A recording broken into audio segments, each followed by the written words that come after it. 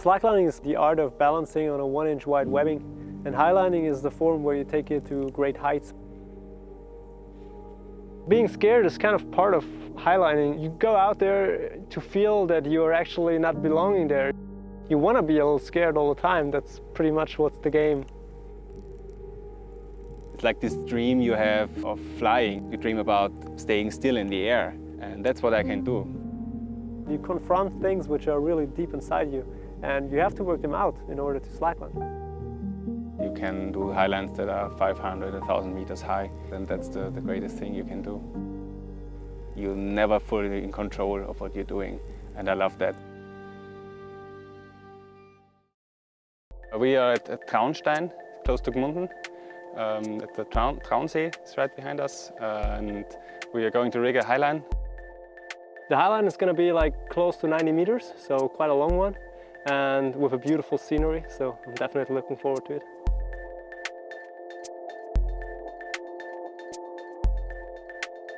Just arrived here at the top back there. This is the Burgstein, and the highline will be rigged from a tree up there directly to the top of this rock formation. A highline is never just a simple slackline, but there's always a safety rope underneath. So you have double safety because these lines, every now and then they rip, and then you want to have another rope that catches you. In the beginning, slacklining is much easier if the tension is very high. And the more experienced you get, the easier it becomes if the slackline is really loose, because it moves more slowly and has less power in the vibrations. And the same is true for highlining also. If you get used to it, then low tension is really a cool thing to have. After we have the taping finished, Lukas will make the anchor at the tree, and I will go up to the pillar and I will make an anchor point there. Now we're here at the tree, and this is quite a big one. It has more than like a half meter in diameter, so you can basically trust it. And we can put around 2 slings, like here the one for the slackline itself, and then we have an extra one for the backup rope. So this is like 2 separate systems. And now we're here about to attach the slackline into the device to lock it. After I touch the slackline here, I'm gonna bring it down and attach it to a rope so Reini can pull it up to the tower, and then we're basically set to tension it.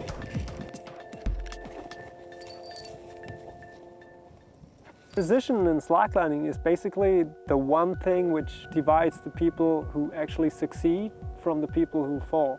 There's a lot of chances to misstep or to slip off the line, so every step needs to be very precise on spot, because after you put your weight on it, there's no chance to change it. If you make one only mistake, and this can be very slightly, it's just going to be over and you start from the beginning on. One of the main difficulties is orientation. So on the ground you have like the whole floor beneath you, you have a tree in front of you. This is all like a lot of points to actually orientate on how you are moving with the line, how your body is moving. But on highlines you don't have a ground, and actually you cannot really orientate on that. So you look for points around you where you can kind of grab on visually and like orientate yourself on and get your movements on the line. Slacklining is a fun sport because it involves the whole body on the one side, but also it's very dependable on the kind of tension you have in the line. If you have a very loose line, you have to get very much of tension in your legs to keep it straight underneath you, but you can relax your upper body, you can freely move. It used to be a lot about core for me and keeping the webbing still. Now I do much more movement out of my arms, and I have my core not that fixed. There's a lot of actually fine muscles on the back you really need. The hip is a very important part about the body, which you actually need to stabilize very well on slacklines. It's a full body workout, I would say. With the feet on a slackline, basically you want to walk pretty straight.